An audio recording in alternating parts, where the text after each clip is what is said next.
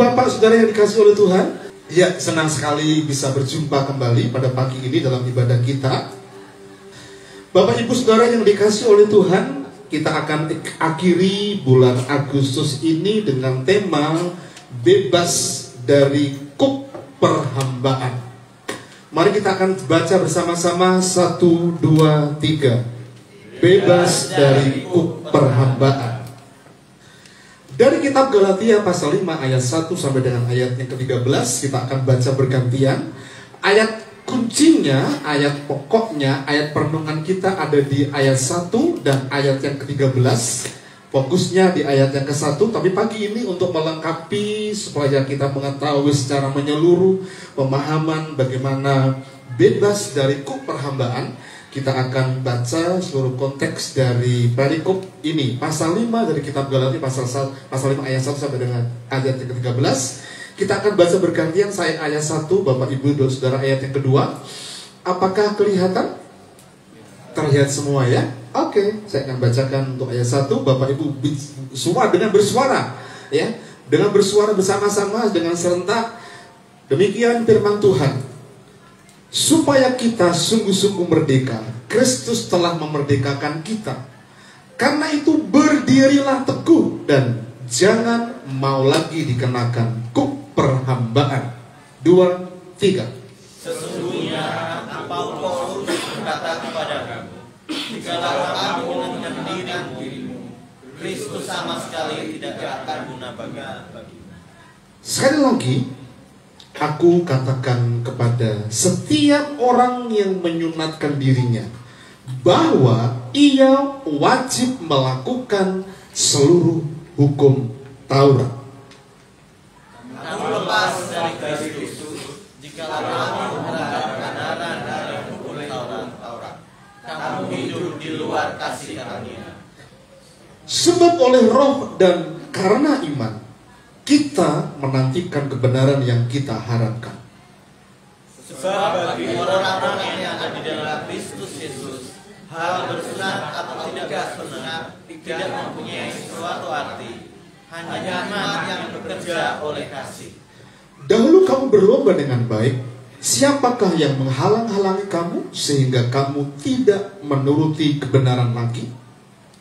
Ajarkan untuk tidak menurutinya lagi, bukan karena Dia yang memanggil aku. Sedikit lagi sudah mengkamirkan seluruh adonan.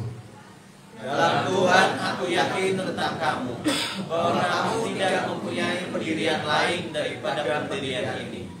Tetapi barang siapa yang menjauhkan kamu, ia akan menanggung hukumannya, siapa juga dia. Dan lagi aku ini, saudara-saudara, jikalau aku masih memberitakan sunat, mengapakah aku masih dianiaya juga? Sebab kalau demikian, salib bukan batu sandungan lagi. Baiklah mereka yang maksud kamu itu menggebirikan saja dirinya. Saudara-saudara, memang kamu telah dipanggil untuk merdeka. Tetapi janganlah kamu mempergunakan kemerdekaan itu sebagai kesempatan untuk kehidupan dalam dosa, melainkan layanilah seorang akan yang lain oleh kasih. Amin. Puji nama Tuhan, diberkatilah setiap kita yang selalu membaca, merenungkan, dan berkomitmen menjadi pelaku-pelaku kebenaran dalam kehidupan kita. Bapak Ibu Saudara yang dikasih oleh Tuhan, kalau bicara tentang kuk perhambaan, ini adalah sebuah tekanan, sebuah himpitan, sebuah penindasan.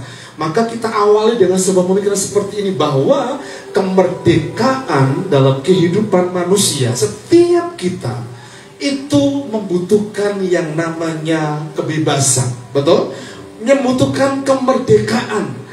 Karena itu kalau kita perhatikan baik-baik, bangsa kita Indonesia sebelum proklamasi 17 Agustus tahun 1945 yang lalu diproklamasikan, maka bangsa kita itu betul-betul berjuang, bahkan memberikan kekuatannya, tenaganya, nyawanya bahkan untuk berjuang supaya bebas dari tekanan penjajah. 350 tahun bukan waktu yang sedikit. 3,5 tahun memang waktu yang sebentar, Tapi menurut beberapa orang antara Belanda dan penjajah, enak mana gitu katanya. Lebih enak zaman Belanda. Loh kok bisa padahal lama? Karena orang-orang Jepang katanya lebih kejam daripada orang-orang Belanda katanya. Tapi mau 350 tahun atau 3,5 tahun atau 1 tahun bahkan, setiap kita tidak ingin ada dalam tekanan.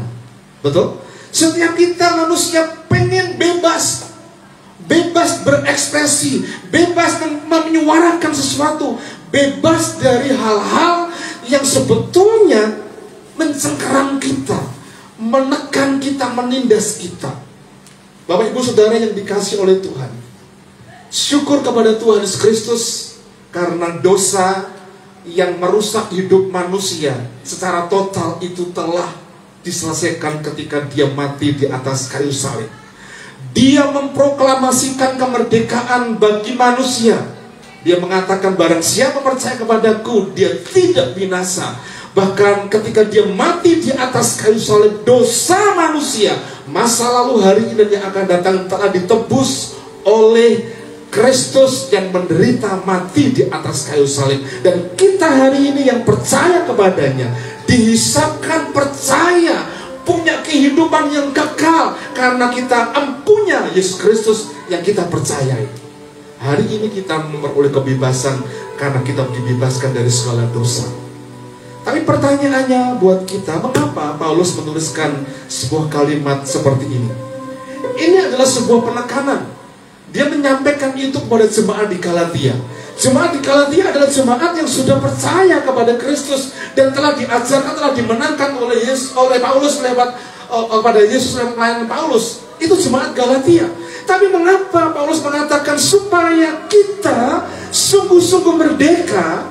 Paulus menegaskan Kristus telah memerdekakan kamu, memerdekakan kita. Kalimat ini diucapkan oleh Paulus kepada orang yang percaya, kepada orang yang mengenal Yesus, kepada mereka yang sudah menjadikan Tuhan Yesus itu juru selamat mereka. Kamu itu sudah merdeka. Tapi mengapa diucapkan seperti ini? Karena memang jemaat di Galatia, mereka diperhadapkan kepada situasi kondisi yang mengharuskan mereka harusnya berdiri kepada kebenaran yang pernah Paulus ajarkan. Perhatikan baik-baik kalimat yang diucapkan oleh Paulus. Kristus itu telah memerdekakan kamu, karena itu berdirilah teguh dan jangan mau lagi dikenakan kuk perhambaan. Kalimat ini diucapkan berarti ada orang-orang yang sudah percaya, ada orang-orang Galatia yang telah menjadikan Yesus adalah Tuhan, tapi masih terikat dengan kuk perhambaan, belum mengalami kemerdekaan seutuhnya. Mari perhatikan baik-baik ayat ini. Jemaat Galatia adalah jemaat yang diperjuangkan oleh Paulus dalam pelayanannya. Dan ternyata Paulus memberikan penegasan karena di Galatia, dalam jemaat di Galatia mengalami persoalan masalah. Mereka itu disusupi oleh pengajar-pengajar palsu yang mengatakan bahwa kalau kamu melakukan hukum Taurat, kamu akan sempurna. Mereka mengajarkan seperti itu. Kalau mereka melakukan hukum Taurat, seseorang akan mengalami kehidupan yang lebih baik dibandingkan orang lain. Tetapi Paulus mengatakan hal bersunat atau tidak bersunat. Kalau kalimat bersunat dan tidak bersunat ini bicara tentang bagaimana Paulus menjelaskan kepada jemaat di Galatia. Ketika Anda itu sudah percaya kepada Kristus, ada dalam Kristus, mau melakukan hukum Taurat atau tidak melakukan hukum Taurat, mau melakukan sunat atau tidak, itu tidak ada gunanya. Yang penting adalah hidup dalam kasih karunia, kata Paulus. Nah, ada jemaat-jemaat yang telah terkamiri, telah terkontaminasi, telah terpengaruh, telah terprovokasi oleh pengajar-pengajar palsu itu. Karena itu Paulus menyebut itu sebagai perhambaan. Bapak Ibu Saudara yang dikasih oleh Tuhan, perhatikan, kalau kalimat ini ditulis dalam terjemahan baru. Mari kita akan bandingkan dalam beberapa terjemahan. Yang pertama dari terjemahan firman Allah yang hidup. Dalam terjemahan firman Allah yang hidup dikatakan seperti ini. Kristus telah memerdekakan kita. Karena itu berusahalah untuk tetap merdeka. Dan jangan membiarkan diri terikat lagi oleh belenggu perhambaan hukum dan upacara bangsa Yahudi. Jelas dari kalimat terjemahan firman Allah yang hidup ini, kuk perhambaan itu bicara tentang hukum dan legalitas agamawi orang-orang Yahudi. Apakah salah? Tidak. Tapi orang yang terikat dalam keagamawi saja itu tidak melakukan sebuah hukum yang memang puncak dari hukum agama kekristenan adalah perubahan hidup, perubahan karakter. Nanti kita akan bahas ya. Dalam terjemahan yang lain, Indonesia Modern Bible dikatakan, oleh karena itu berdirilah teguh dalam kemerdekaan di dalam Kristus yang telah membebaskan kita.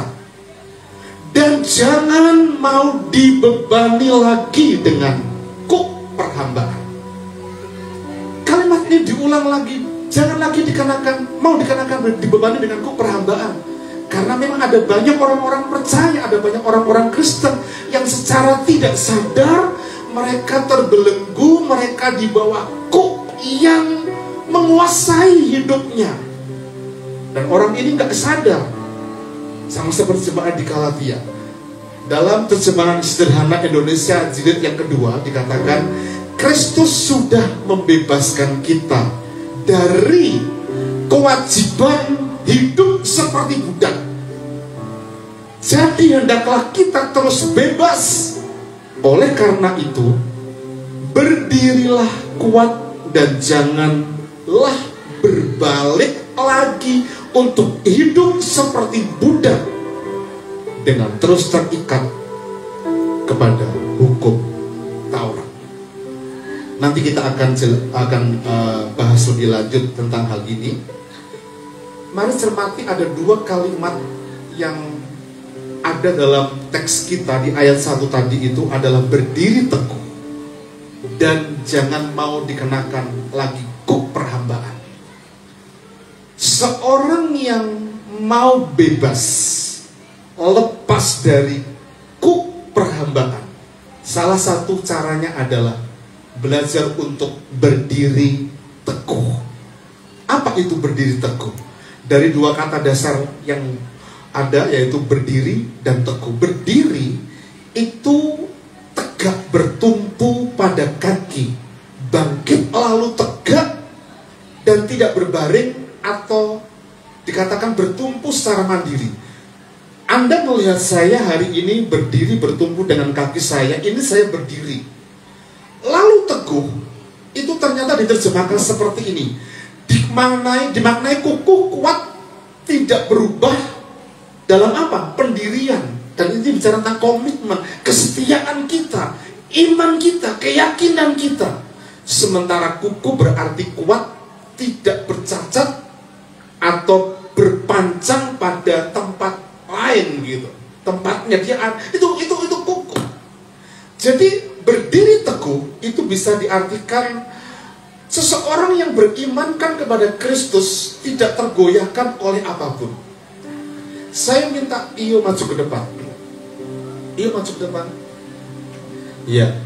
Iyo ini baru saja disunat. Kemarin dia segini kok, sekarang jadi segini ya Iyo kamu ya. Saya berdoa kamu lebih tinggi, lebih besar dari papamu.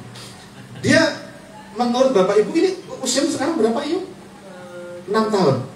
Oh 12. Kok cepat menurut? Dia sekarang ini berdiri bertumpu pada kakinya. Seorang yang percaya kepada Kristus hidupnya akan kuat bertumpu. Tapi yang mudah goyah itu disebul, kamu nanti tak sebul begitu langsung kayak gini ya, langsung dorong ke sana gitu ya, betul ya? Mau ya? Kita belum rundingan soalnya. Orang yang ada di sini yo supaya kamu dilihat banyak orang di situ ya, ketok gantengnya gitu ya. Dia berdiri teguh, dia berdiri di atas kakinya. Orang percaya, orang kasih harus demikian. Tapi orang yang mudah terpengaruh, yang mudah terus menasihatkan, berdirilah teguh. Karena kalau kamu berdiri teguh, kamu gak akan mudah lagi dikenakan perhambaan. Karena kalau gak berdiri teguh berarti mudah goyah. Dikipasi saja sudah goyah. Coba akipasi kamu goyah kayak gini. Ya, gak bisa karena dia kuat, ya makanya banyak gitu. Kayak gitu. Orang percaya yang mudah terprovokasi itu perhambaan, mudah dipengaruhi dengan pikiran-pikiran negatif, jalan-jalan negatif itu seperti itu. Jangankan dijongkrok kayak begini, ya. Kalau kamu dijongkrok kayak harusnya berdiri kuat gitu ya. Orang kuat ya ini, pura-pura bayari. Nah orang yang dalam keadaan berdiri itu tidak mudah digoyahkan oleh apapun. Itu arti berdiri teguh. Nah bahasa Jawanya lebih jelas lagi. Dalam Alkitab bahasa Jawa, ngadeg nokan jejak. Jejak kok, jejak yo, jejak. Bersikap tegak yo. Ngadeg nokan jejak itu berdiri dengan kokoh dan mantap, tidak berdiri seadanya. Ini kan berdiri seadanya, begitu kan? Ngadegkan jejak. Nah, kekristenan itu, terima kasih yo. Kekristenan itu digambarkan seperti itu, ngadegkan jejak, berdiri teguh. Maka kita nggak akan mudah lagi dikenakan perhambaan. Jadi kesimpulan saya seperti ini, berdiri teguh itu adalah seorang yang tetap tegak berdiri bertumpu pada kaki, dan itu bicara tentang iman, mantap tidak tergoyahkan dalam mengiring Kristus. Bicara tentang iman, dan itu semua terjadi bukan karena kekuatan dari orang yang telah hidup dalam Kristus, tapi oleh karena anugerah, kasih karunia yang dinyatakan kepada Kristus yang telah memerdekakan orang itu. Jadi salah satu kunci untuk kita dapat bebas dari perhambaan, ngadeg no kang jejeg, bahasa Jawa. Sebelah kanan kiri katakan ngadeg sing jejeg. Icat gak tahu kan ngadeg kan jejeg itu. Dia orang satu-satunya orang Manado. Ngadeg kan jejeg itu berdiri tegak. Tidak mudah lagi dikenakan digoyangkan oleh macam-macam persoalan, angin ribut, goncangan tentang pengajaran dan sebagainya karena Anda dan saya. Nah jemaat di Galatia itu mudah terpengaruh itu. Mereka melakukan hukum Taurat. Ada sekian ribu dari detail dari hukum Taurat itu yang tidak tercatat di dalam Alkitab memang. Tapi kalau kita belajar tentang sejarah Kristen dan ada kitab-kitab yang tidak dikanon di Alkitab kita, itu terhisap pengajaran-pengajaran tentang itu. Salah satunya adalah tentang sunat. Ya. Ada sekelompok orang yang sampai hari ini mempercayai bahwa mau sunat atau tidak sunat itu nggak ada manfaatnya. Sehingga ketika kecil mau beranjak dewasa begitu, bapak saya itu bingung karena pendeta di desa melarang saya untuk sunat. Melarang saya untuk sunat. Tidak dijelaskan apa. Maka dia ke Semarang, tanya kepada hamba Tuhan di kota Semarang ini, boleh tidak sunat? Boleh demi kesehatan. Pulang dari Semarang, besoknya pergi ke pasar untuk beli siap untuk bacaan begitu. Kemudian karena kita anak Tuhan, orang-orang setelah masak sore itu dibentuk bacaan berkat-berkat begitu. Ada kalau di desa itu pakai esek begitu. Seluruh tetangga diundang. Karena tetangga-tetangga adalah orang-orang Muslim, maka hari itu bapak undang mereka. Bapak sebagai mudirnya, dia berdoa dalam nama Yesus. Besok paginya saya berangkat sunat ke dokter. Dan tidak ada persoalan. Sebetulnya kalau mempertahankan sedemikian rupa, itu sebetulnya bukan berdiri teguh, tapi mencoba untuk seperti jemaat Galatia yang telah disusupi oleh pengajaran palsu, yang mengedepankan bukan anugerah, bukan kasih karunia, tapi hukum Taurat. Bukan berarti hukum Taurat itu tidak penting. Penting. Karena dari situ kita bisa belajar untuk memahami bagaimana detail hidup dalam kasih karunia dan melakukan hukum Tuhan. Mari berikutnya kita akan perhatikan baik-baik kalimat yang mengatakan jangan mau lagi dikenakan kuk perhambaan. Ada 2 poin penting tentang kuk perhambaan. Setelah saya merenungkan, berdiam diri beberapa hari dan bertanya kepada Tuhan, apa sih Tuhan yang dimaksud dengan kuk perhambaan? Yang pertama adalah seperti ini. Sebuah keadaan yang mengikat dalam hidup seseorang dan itu menjadi tabiat. Kalau itu dari tabiat adalah kebiasaan dan kemudian menjadi sebuah karakter, dan karakter itu sulit untuk dirubah, disadari atau tidak disadari. Saya ulangi ya. Sebuah keadaan yang mengikat dalam hidup seseorang dan itu menjadi sebuah tabiat, kebiasaan dan kemudian menjadi karakter, disadari atau tidak disadari. Itu kuk perhambaan. Ini yang pertama. Contohnya adalah bangsa Israel. Bangsa Israel 400 tahun menjadi budak di Mesir. Dan 400 tahun itu mendarah daging, beranak cucu, beranak pinak orang Israel tinggal di Goshen dan mereka menjadi budak orang Mesir. Mereka sulit untuk melepaskan dan mentalitas tabiat budak itu melekat erat dalam kehidupan orang Israel. Mengikat mereka. Mungkin itu nggak sadar atau sadar, tapi hidup sebagai budak 400 tahun itu telah menjadi mendarah daging dan mengikat mereka, sehingga mereka sulit sekali. Tujuan Allah untuk membawa mereka keluar dari Mesir adalah beribadah. Beribadah itu bicara tentang worship, menyembah. Karena Israel keluar dari Mesir, Allah ngomong dengan Musa, sampaikan kepada Fir'aun, tujuan kamu aku bawa keluar dari Mesir ini untuk beribadah. Tapi sebetulnya bukan sekedar ibadah. Tapi selanjutnya kalau kita perhatikan, Israel itu dijadikan oleh Allah kerajaan imam. Kerajaan imam itu berarti semua orang itu bisa menjadi imam. Dan itu bicara tentang gereja, bicara tentang orang percaya. Dan orang percaya hari ini punya akses, punya hubungan dengan Tuhan di surga. Lewat apa? Lewat ibadah dan penyembahan kita. Tujuannya cuma itu, beribadah. Supaya ada perubahan dari hidup orang-orang Israel 400 tahun. Tapi ternyata sulit sekali. Mentalitas sebagai seorang budak tidak pernah lepas dari kehidupan orang Israel. Padahal di padang gurun mereka mengalami banyak sekali mujizat. Banyak sekali mujizat. Tetapi mereka tetap mengeluh, tetap bersungut-sungut, dan ingin kembali ke Mesir untuk menjadi budak.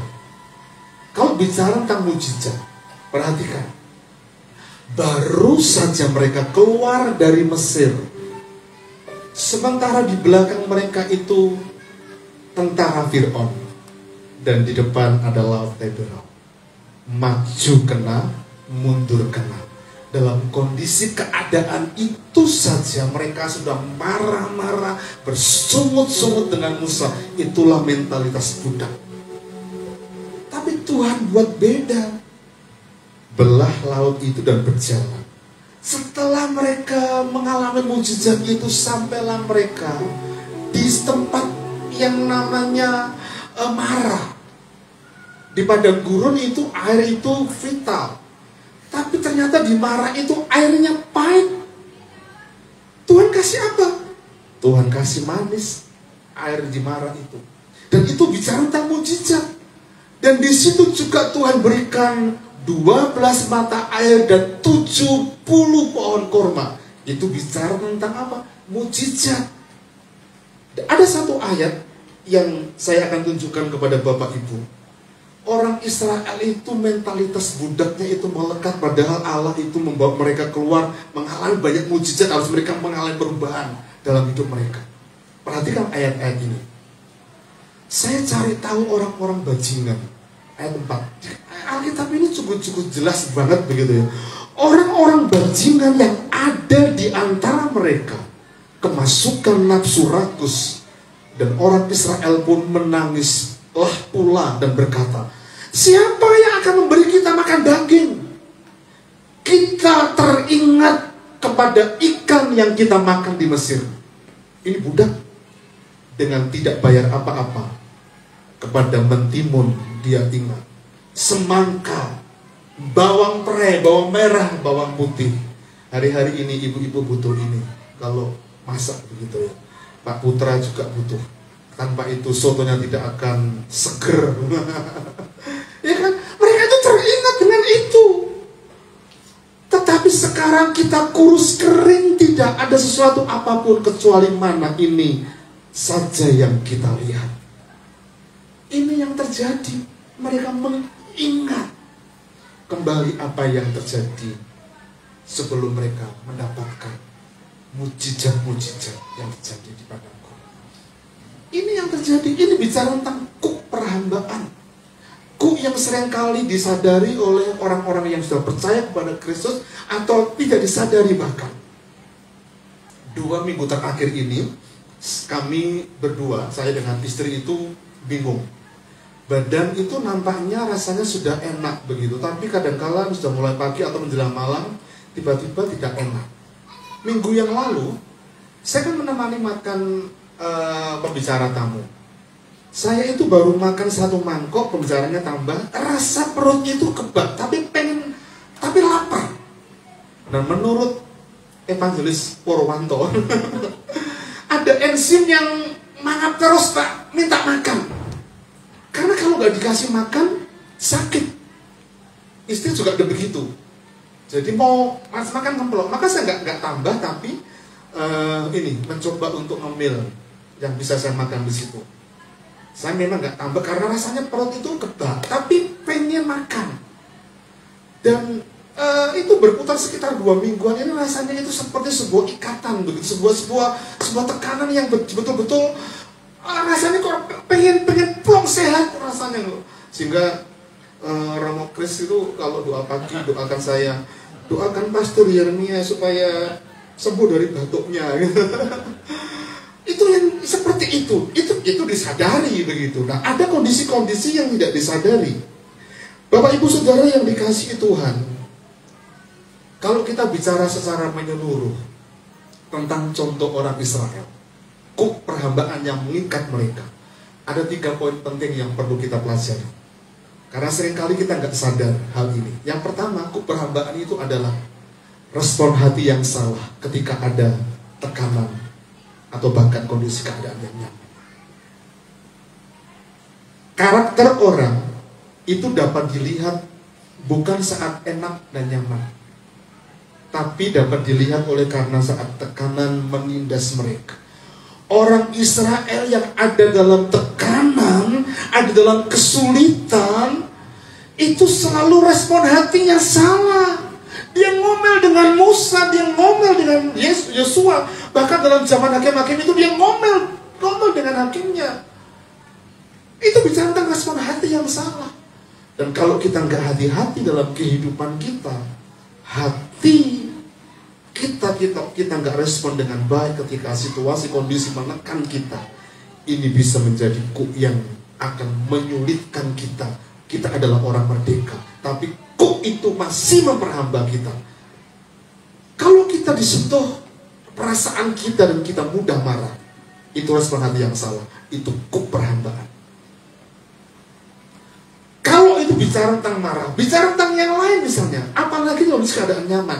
Orang yang sudah kondisi keadaan nyaman, biasanya respon hatinya itu mudah sekali salah. Ayo Pak ke gereja, ayo Bu ke gereja. Ngapain gereja-gereja? Saya kan bisa online dari rumah. Karena apa? Rasa aman, nyaman. Karena uangnya banyak, mau makan dimanapun bisa. Pagi makan di Singapura, sore sudah di Jakarta, malamnya sudah di New York. Punya uang. Itu kondisi keadaan nyaman, dan itu bicara sesuatu yang sebetulnya sepertinya enak, wow gitu ya. Luar negeri itu nyaman, tapi itu perhambaan secara tidak sadar bahwa kita melakukan. Yang kedua, tegar tengkuk. Orang Israel itu tegar tengkuk. Tegar tengkuk itu keras kepala. Coba kepala kita kan keras begitu kan? Keras kepala, tidak mau menurut. Keluaran pasal 32 ayat 9. Kita tengok lebih dulu. Lagi firman Tuhan kepada Musa. Yang ngomong Tuhan loh, bukan orang loh ya. Ini Tuhan ngomong dengan Musa. Telah kulihat bangsa ini, dan sesungguhnya mereka adalah suatu bangsa yang apa?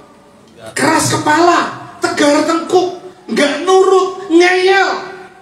Angel dikandani. Kalau bahasanya anak-anak muda sekarang, wes angel dikandani. Itu keras kepala. Itu kita sadari nggak? Kalau dikandani angel, nggak nurut gitu. Kita sadar. Itulah perhambaan. Israel itu sadar, tapi mereka keras kepala, tegar tengkuk. Kok bisa ya? Umat pilihan Allah, orang yang dikasihinya, tapi keras kepala. Perhambaan yang secara tidak sadar mereka lakukan. Yang ketiga, perhambaan itu bicara tentang bebal. Bebal itu sulit mengerti, bodoh, dan tidak tajam pikirannya.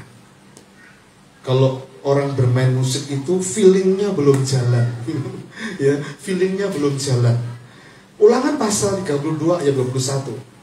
Saya mendapatkan ini tidak kemudian mencomot dari kebenaran yang saya renungkan sendiri, tidak, tapi dari kebenaran Alkitab, dan itu menyinggung orang Israel. Perhatikan, demikianlah engkau mengadakan pembalasan terhadap Tuhan, hai bangsa yang bebal dan tidak bijaksana. Bukankah ia Bapamu yang menciptakan engkau, yang menjadikan dan menegakkan engkau? Bapak ibu saudara yang dikasihi Tuhan, kebodohan kita, kebebalan kita, itu menjadi perhambaan yang secara tidak sadar itu kita alami, kita lakukan. Ada 3 jenis orang Kristen. Ini dari Alkitab loh Bapak Ibu. Yang pertama adalah orang Kristen dengan tanah yang subur.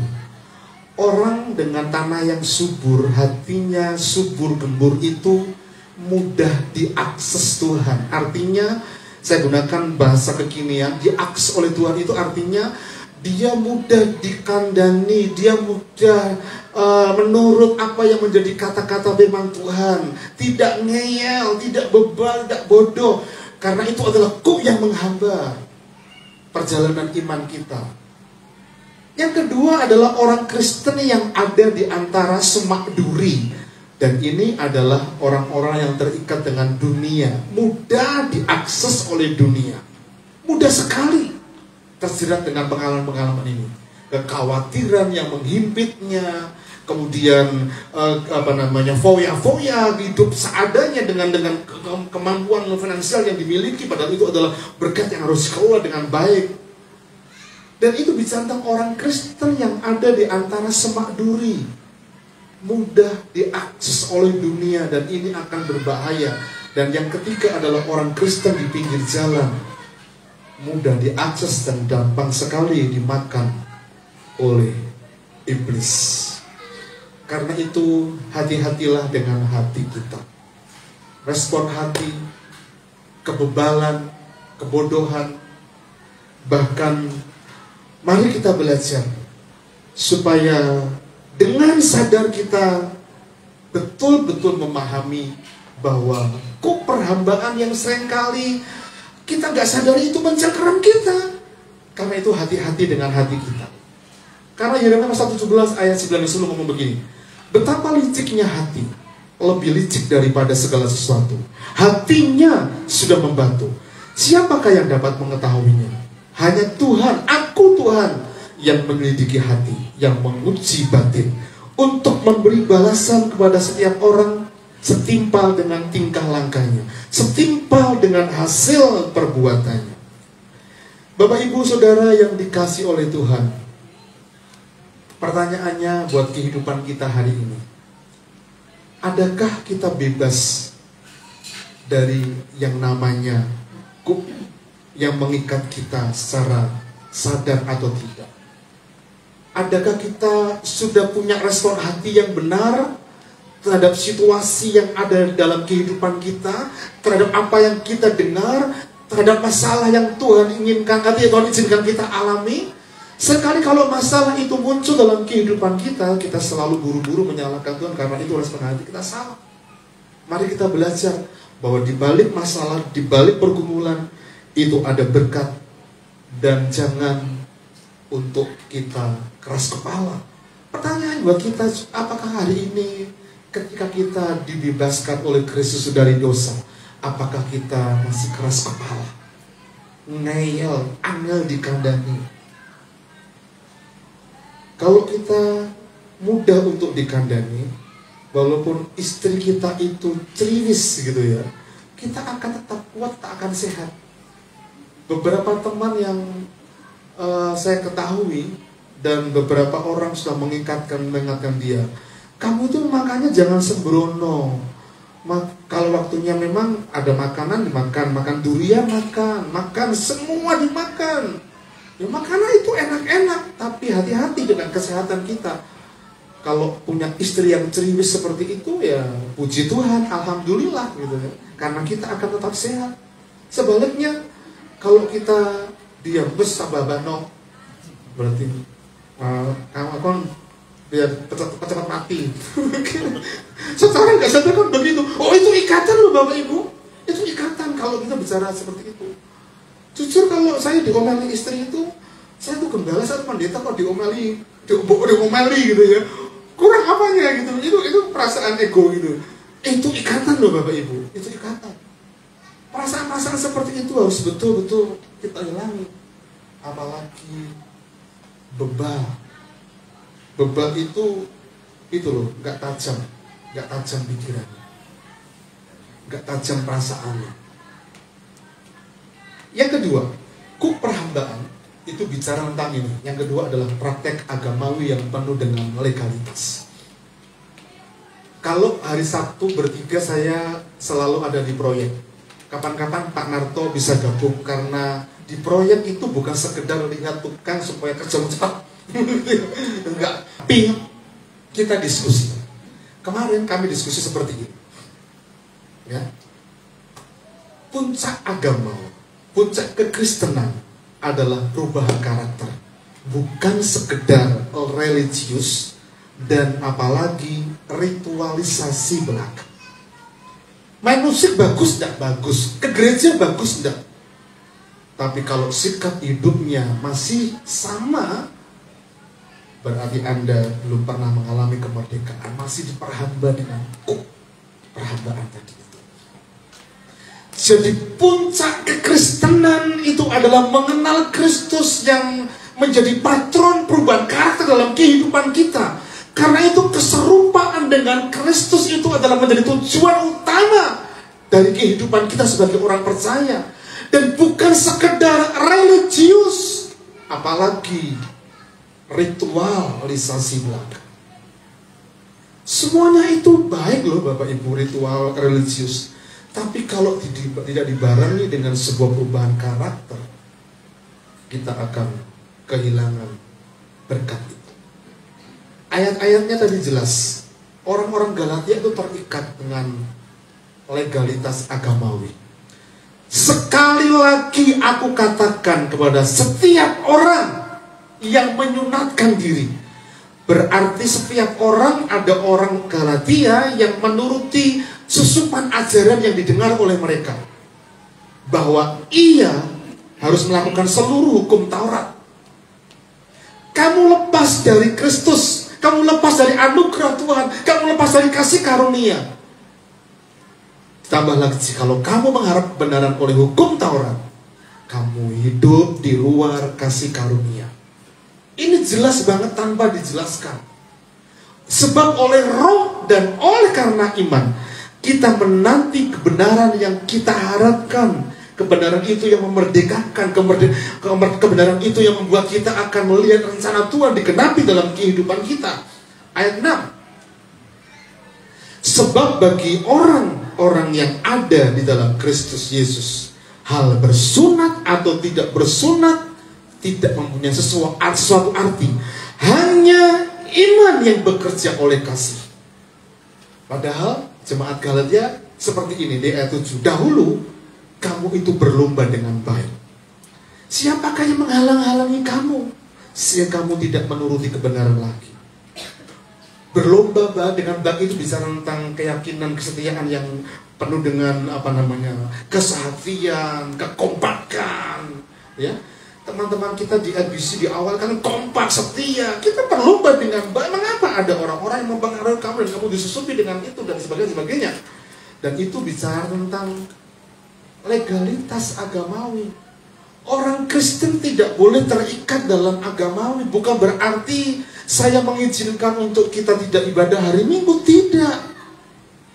Tetap wajib ibadah hari Minggu. Karena itu baik. Ritual, religius itu baik untuk kita. Tapi ketika Anda dan saya berada di ruangan ini, Anda gak boleh terikat dalam perhambaan yang mengikat kita, yaitu hukum agamawi. Sementara kita di atmosfer kasih karunia dan anugerah yang dicurahkan kepada kita, dan sebetulnya kita ada dalam kasih karunia itu, kita terus progres mengalami perubahan-perubahan karakter dalam kehidupan kita sebagai orang percaya. Dulu kita penipu, sekarang menjadi orang yang tertib dengan usaha pekerjaan kita. Dulu kita jorok, sekarang kita baik-baik hari ini. Dulu kita suka bohong, sekarang bukan tambah bohong lagi, tambah pandai lagi, berpolitik dan sebagainya. Tidak. Walaupun mungkin kata-kata yang kita ucapkan nampaknya kata-kata rohani, tapi jangan salah, orang yang rohani sebetulnya sedang berbicara kepada kita. Kalau punya motivasi yang tidak baik, itu jadi persoalan dalam kehidupan kita. Karena itu kita betul-betul pahamilah dengan baik bahwa perubahan karakter dalam kehidupan kita itu yang paling utama dalam kehidupan ini. Seorang yang bernama John Warden mengatakan begini, karakter adalah bagaimana Anda bertindak ketika tidak ada yang memperhatikan. Kalau kita sebagai bos punya anak buah yang tetap bekerja di jam kerja atau jam di luar kerja, begitu, tetap bekerja dengan baik, itulah karakter orang percaya. Tapi ada enggak orang-orang Kristen, ada enggak pegawai-pegawai kita yang waktunya bekerja tapi malah belanja di pasar, sudah pakai seragam lagi, makanya dioyak Satpol PP. Itulah karakter. Dan seseorang yang tidak mau disebut namanya, kita tidak bisa mengubah masa lalu, tapi kita bisa memulai hari ini untuk mengubah masa depan. Dengan apa Bapak Ibu? Perubahan karakter kita. Zig Ziglar ngomong begini, dia penulis dari Amerika, dan kalau bicara tentang Zig Ziglar ini adalah bicara tentang bagaimana penemuan-penemuan secara psikologis. Kalau bicara tentang psikologis, bicara tentang humanity, bicara tentang manusia. Dan dia mengatakan batu pondasi yang untuk sukses yang seimbang adalah kejujuran, karakter, integritas, iman, cinta, dan kesetiaan. Tidak ada kata yang akan membuat kita masuk dalam sukses dan tetap di arena sukses itu tanpa hal itu. Anda mungkin melihat ada banyak orang-orang yang boom, cepat, mudah naik, tapi dalam waktu tertentu boom, turun lagi. Mengapa? Tidak dibarengi dengan sebuah legalitas karakter yang dimilikinya.